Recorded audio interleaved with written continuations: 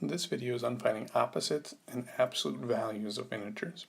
So we're going to start with opposites first. These are the ones we're pretty familiar with. The opposite of a number is simply going the same distance but in the opposite direction. So the opposite of 2, which is 2 units away from 0, is negative 2, because it's 2 units but in the opposite direction. They're the same distance from 0 but in opposite directions. A good way of thinking about it is you're switching the sign. So positive 2, its opposite becomes negative 2. You've switched the sign on them. 0, since it's not positive or negative, is considered to be its own opposite. It's the same distance away from 0 as its opposite is, since it's the same number there. And then the last one to watch for is the opposite of the opposite. It's kind of like I found the opposite of a number, and then I did it again. So maybe I say, well, what's the opposite of 2? Well, that's negative 2. And then find the opposite of that again. Well, that would take me back to positive 2. The opposite of an opposite, it's kind of like doing it twice, brings you back to your original number.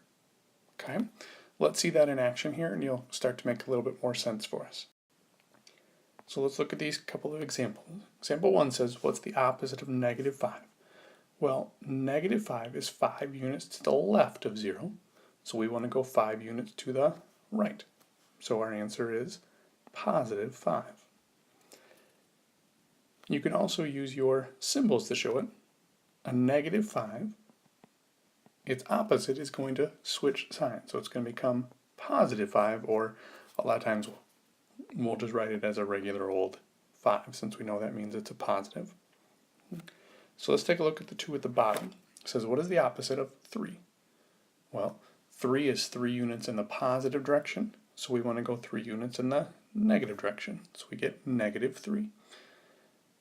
B says, what is the opposite of negative 2? Well, the best way to do this is to do it kind of step by step. We want the opposite of negative 2.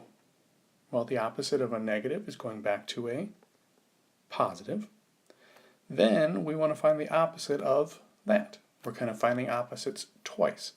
So the opposite of positive 2 takes us back to negative 2. So like we talked about in that first slide, the opposite of an opposite, it's kind of doing it twice. It brings you back to where you started again. But think of it as kind of a 2-step process. Find one, then find the other. Next we have absolute value. You'll know an absolute value by having 2 bars on either side of your number. That's the symbol for it, 2 straight lines. The absolute value is basically asking how far is this number away from 0. It doesn't matter what direction you traveled, it doesn't matter what direction you came from to get to 0, it just wants to know how many steps to make it back to 0. So in the example up here, negative 4 is 4 units back to 0. Positive 4 is 4 units back to 0. They both have an absolute value of 4. So a good way of thinking about absolute value is always positive. It's how many steps, or what's the distance to get back to 0. Think of it as if I asked how many steps it was to get to your house. You'd never tell me it takes negative 7 steps to get to my house. It may take 7 steps in one direction or another, but it's still a total of 7 steps. Absolute value is talking about what's the distance, how long does it take to get back to 0. So let's look at a couple. The absolute value of 7, well, 7 is 7 units away from 0, so it has an absolute value of 7. What's the absolute value of negative 11? Well, negative 11 is 11 units away from 0, so it has an absolute value of 11. Notice when we find the absolute value, once we answer that, we get rid of the absolute value symbols and just have our leftover number. Take a look at the last one.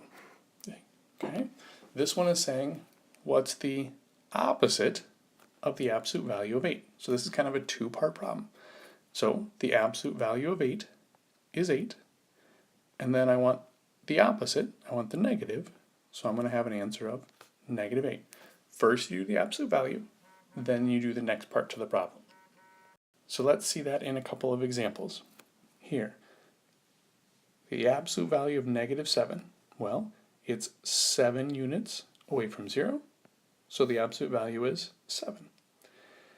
When you start to see absolute values in a problem, here's the best way to think about it. Think of them like parentheses.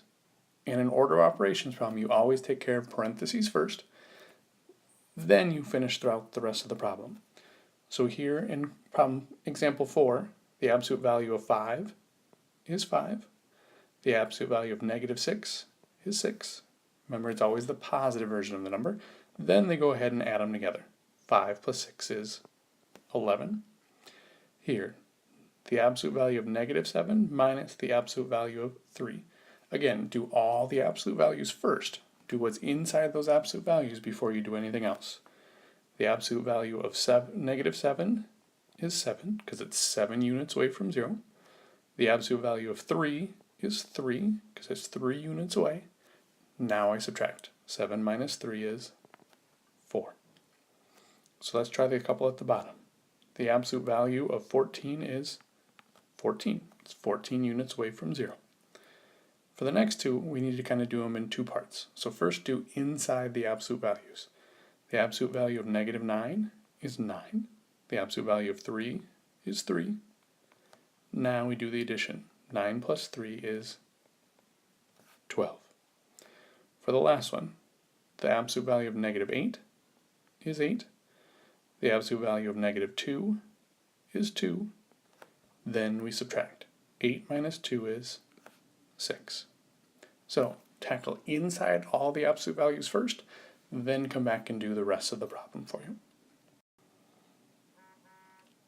So let's take a look at the last couple problems here. Number 1 down here, what's the opposite of 0? Well, we said 0 is its own opposite.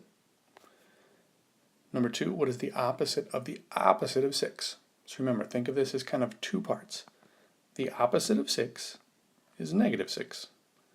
Now, find the opposite of that. Well, the opposite of -6 turns it back into a +6. So kind of think of an opposite of an opposite. Since you're saying it twice, you're doing it twice in the problem. It's kind of a two-part problem. Last couple. The absolute value of -5. Well, -5 is 5 units away from 0. So we get a +5. Here, do your absolute values first, then solve the problem. Absolute value of 20 is 20, because it's 20 units or 20 steps away from 0. Absolute value of -3 is 3, because it's 3 steps or 3 units away from 0. Now we do the problem.